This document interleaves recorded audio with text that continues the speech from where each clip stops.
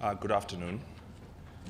My name is Martin Kimani. I'm Kenya's permanent representative to the United Nations, and I serve as the coordinator of the A3+1, who are, of course, Niger, St. Vincent and the Grenadines, and Tunisia, and Kenya. We wanted to make this statement to further our statement in the Security Council so that the wider public knows our position. We're very pained by the suffering experienced by our brothers and sisters in Tigray these past months. We send our condolences to all the families who have lost members to violence, including aid workers. We're very outraged and saddened by the pain of all the women and girls who have suffered sexual violence. We condemn without reservation the targeting of unarmed civilians. In doing so, we call for all parties with the means to cause harm to cease any attacks or threats to unarmed civilians. We are very concerned about the potential implications of the destruction of the bridge over the Tekezi River that connects Shire and Gonda. It is indicative of a callous attitude to the needs of civilians in crisis. We further condemn the killing of 3 staff members of Doctors Without Borders in Tigray on the 25th of June. We demand that all parties respect international law, including humanitarian principles and the moral codes that are at the core of Africa's cultures and religions. Throughout the last months, when division and violence have been experienced in Tigray, we have welcomed the government's resourcing of a significant proportion of the humanitarian needs. We again urge the international community to move with speed and scale up assistance. These efforts should be clearly and strongly supported by the Ethiopian government and all parties, with all impediments being removed. We also support the democratic aspiration of the Ethiopian people as expressed in their most recent election. We are gratified by the interim reports, especially that of the African Union Election Observer Mission, which remarked that the polls were carried out in an, I quote, orderly, peaceful, and credible manner. We hope, close quote, we hope that the election becomes the foundation of a robust national conversation on peace, cohesion, development, and the celebration of diversity and pluralism.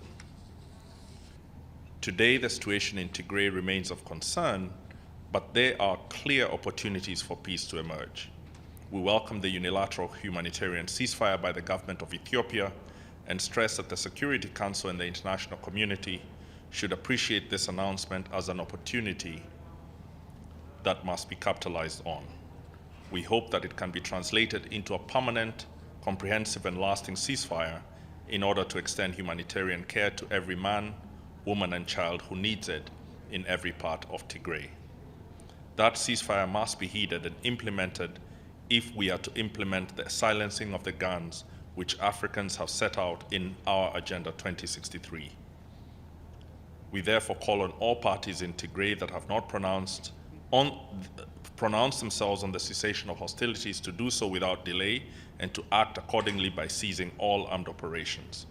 We further call for the withdrawal of any and all non-Ethiopian forces from Tigray and the immediate standing down of all militias from neighboring federal states.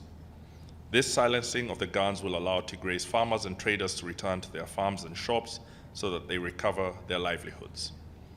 A ceasefire by all parties will allow the deployment of the tools available in Africa's peace and security architecture to help Ethiopia be at peace with itself. The people and the government of Ethiopia appreciate the instruments of dialogue and reconciliation forged by Africans these past few decades. After all, most of the agreements that built this peace and security architecture were forged in Addis Ababa by our heads of state and government with Ethiopia's constructive involvement. One of those tools is the African Commission on Peoples and Human and People's Rights, which on June 17th launched a commission of inquiry on Tigray. In the Security Council, we commended the commission and looked forward to its thorough investigations into what has happened, and for those investigations to lead to the holding of perpetrators to account and to forging a stronger Ethiopia. We recommend the tools that Africa has built to Ethiopia to make use of, as many of us have done. Doing so will show our people and the world that we have the processes and skills that can indeed deliver African solutions to African challenges. We have today urged the Security Council to encourage and support Ethiopian solutions supported by the region, starting in the order of ceasefire, humanitarian delivery, dialogue, reconciliation, and responsibility. Now is the time for careful diplomacy, the rapid scale-up of humanitarian response, prioritizing people, appreciation of regional stability, and the curbing of misinformation and disinformation. We reaffirm our respect for and commitment to the sovereignty and territorial integrity of Ethiopia. We know that the people of Ethiopia have the means and the desire to attain sustained peace, nation building, and prosperity. Thank you. Ambassador, if there is not an end to the violence and the killings and the human rights abuses, do you believe that the Security Council should then take further action? As the A3+1, we have not made any decision on that. We are hopeful and confident that the ceasefire announced by the government of Ethiopia will be reflected by other armed actors. And that speaking as A3+1, can you tell us, would Kenya support further action in the Security Council if the violence does not stop? Kenya is focused on encouraging Ethiopia to undertake its own national processes and to make use of the region's goodwill and hand of assistance. Ambassador, it's Pamela Falk from CBS News. How do you see the end game, so to speak? What is the final result? When you say reconciliation, do you mean a parliament or a group, different representation with Tigray in it in the government? And what do you see in terms of an investigation into the atrocities? Are you supporting that?